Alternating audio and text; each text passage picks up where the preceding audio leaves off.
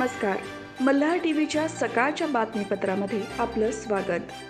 मावळ लोकसभा मतदारसंघातील Bhajap, Shiv Sena, Rashtrawadi Congress, RPI, PRP, Rasap आणि मित्रपक्ष महायुतीचे अधिकृत उमेदवार खासदार श्रीरंग बारणे यांनी आकुर्डी येथील पीएमआरडीएच्या कार्यालयात उमेदवारी अर्ज दाखल केला. या निमित्ताने महायुतीमधील घटक पक्षांचे नेते, पदाधिकारी तसेच हजारो कार्यकर्त्यांनी उपस्थित राहून जोरदार शक्तीप्रदर्शन केले.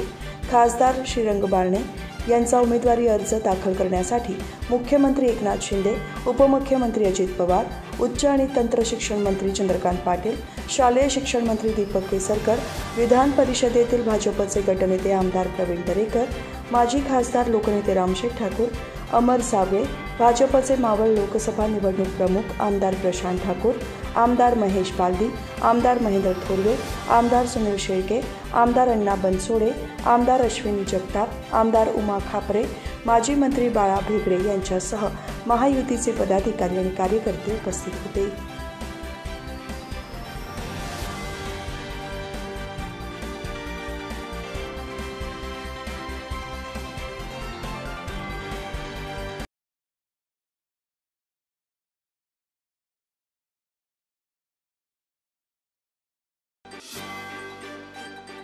उन्हाची तीव्रता दिवसेंदिवस अधिक वाढू लागल्याने उष्माघात होण्याची शक्यता असल्याने महापालिकेच्या 23 आरोग्यवर्धिनी केंद्रांमध्ये उष्माघात नियंत्रण कक्षाची उभारणी करण्यात आली आहे.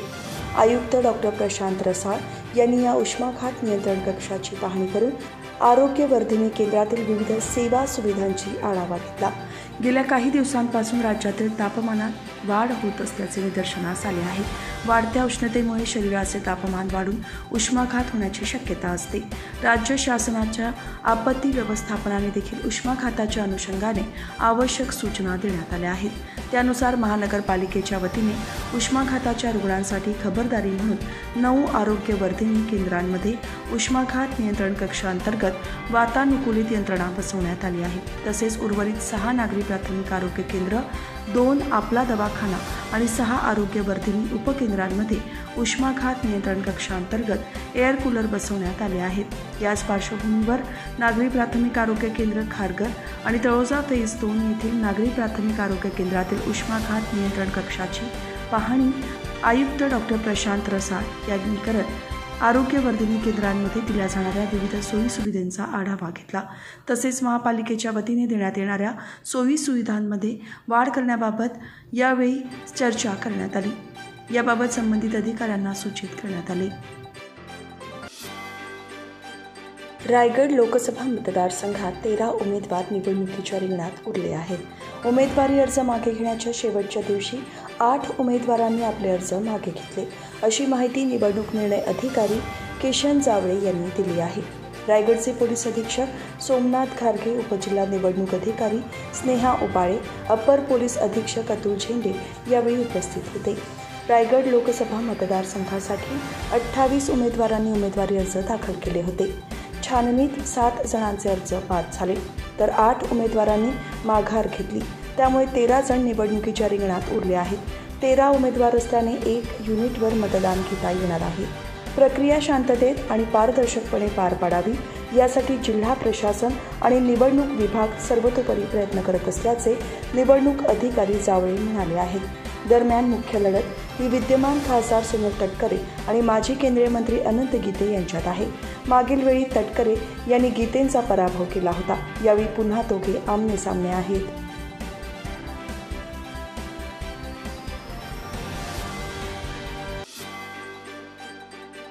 मावळ लोकसभा मतदारसंघामधून महायुतीचा उमेदवार विजयी व्हावा यासाठी भारतीय जनता पक्षाच्या माध्यमातून जोरदार मोर्चे बांधणी केली जात आहे.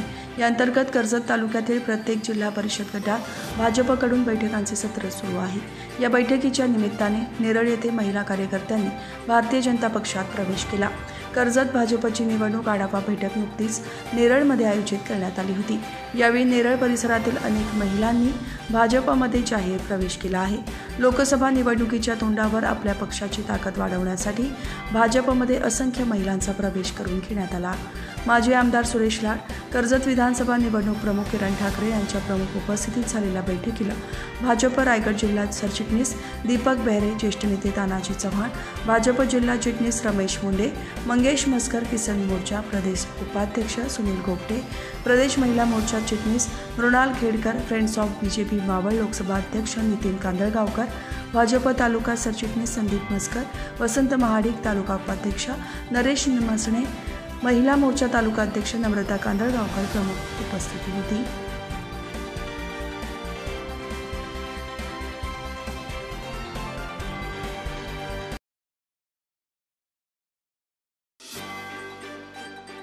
या वसुंधरा दिनानिमित्त नवी मुंबई महापालिकेच्या वतीने आयुक्त डॉक्टर कैलास शिंदे यांच्या मार्गदर्शनाखाली विविध ठिकाणी पर्यावरण संवर्धक विविध उपक्रम राबवण्यात आले. या अनुषंगाने घनकचरा व्यवस्थापन विभागाचे उपायुक्त डॉक्टर राहुल गेठे, परिमंडळ 1 चे उपायुक्त सोमनाथ पोटरे आणि बेलापूर विभागाचे सहाय्यक आयुक्त शशिकांत तांडेल यांच्या नियंत्रणाखाली बेलापूर विभाग कार्यक्षेत्रात TS चाणक्य नागरी किनाऱ्याच्या पाठीमागील भागात महापालिका आणि TS चाणक्य युनिव्हर्सिटीच्या विद्यार्थ्यांनी स्वच्छता मोहीम हातात घेऊन किनाऱ्याची स्वच्छता केली. या मोहिमेत स्वच्छता अधिकारी, स्वच्छता निरीक्षक, साफसफाई कर्मचारी आणि TS चाणक्याचे विद्यार्थी सहभागी होते.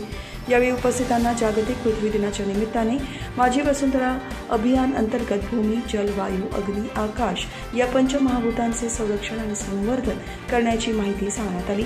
तसेच पर्यावरण संवर्धनाची माझी वसुंधरा शपथ सामूहिकरित्या घेण्यात आली.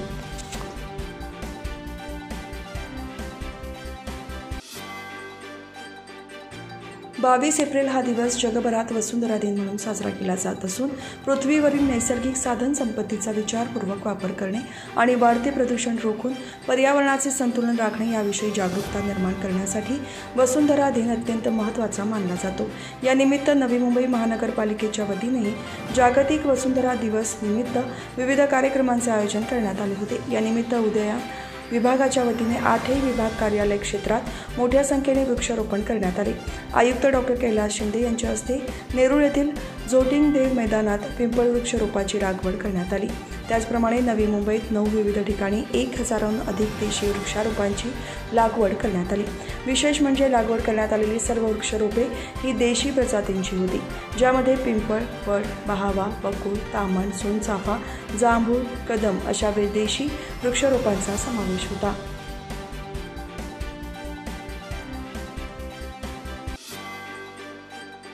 सचिन तेंडुलकर जगातील सर्वश्रेष्ठ क्रिकेट खेळाडू ठरला, तरीही तो जमिनीवर राहिला, म्हणूनच सर्व क्रिकेट रसिकांच्या गळ्यातील ताईत झाला. आता तो 51 वर्षांचा होईल, तरीही तो जिथे जाईल तिथे क्रीडाप्रेमी काही वेळातच मोठी गर्दी करतात. मात्र त्या क्रीडाप्रेमींना चुकवून तो जात नाही, म्हणूनच तो प्रत्येकाला आवडतो, असे स्पष्ट प्रतिपादन क्रिकेट समीक्षक द्वारकानाथ संजगिरी यांनी प्रकट मुलाखतीत केले. अभिनव ज्ञान मंदिर प्रशालेतील 1970 पासूनच्या माजी विद्यार्थ्यांच्या स्नेहमेळाव्यांचे आयोजन शाळेच्या प्रांगणात आयोजित करण्यात आले होते. या निमित्ताने क्रिकेट समीक्षक द्वारकानाथ संजगिरी यांच्या प्रकट मुलाखत घेण्यात आली.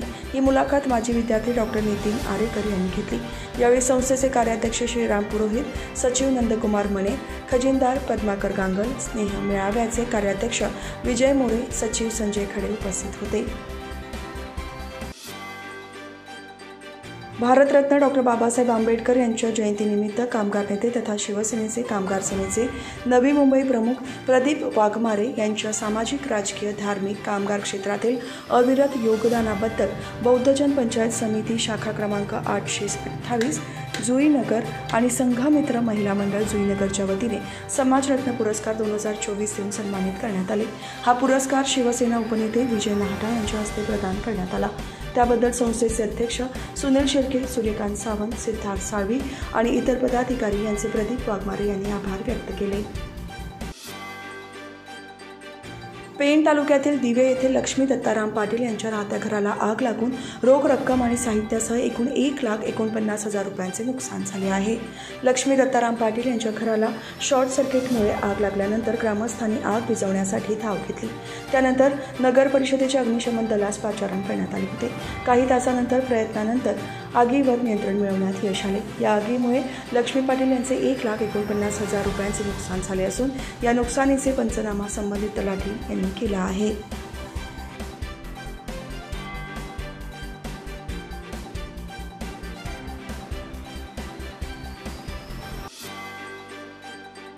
ऐन लोकसभा निवडणुकीच्या रणधुमाळीत काँग्रेसचे श्रीवर्धन मतदारसंघाचे माजी आमदार मुश्ताक अंतुले यांनी पक्षाला सोडचिठ्ठी देत राष्ट्रवादी काँग्रेसमध्ये प्रवेश केला आहे. मुंबईमध्ये राष्ट्रवादीचे अध्यक्ष तथा राज्याचे उपमुख्यमंत्री अजित पवार, पक्षाचे कार्याध्यक्ष खासदार प्रफुल्ल पटेल, प्रदेशाध्यक्ष तथा रायगड लोकसभा मतदारसंघाचे उमेदवार सुनील तटकरे या प्रमुख नेत्यांच्या उपस्थितीत अंतुले यांचे राष्ट्रवादीत स्वागत करण्यात आले. अनेक वर्षे मी सुनील तटकरे यांचे काम पाहतोय. अंतुले साहेबांनी ज्या योजना आखल्या होत्या त्या सुनील तटकरे पूर्ण करत आहेत. अंतुले साहेबांसारखीच कामाची धमक तटकरे यांच्यामध्ये लोक पाहत आहेत. त्यामुळे लोकसभा निवडणुकीत सुनील तटकरेच विजयी होणार असल्याचा विश्वास माजी आमदार मुश्ताक अंतुले यांनी व्यक्त केला.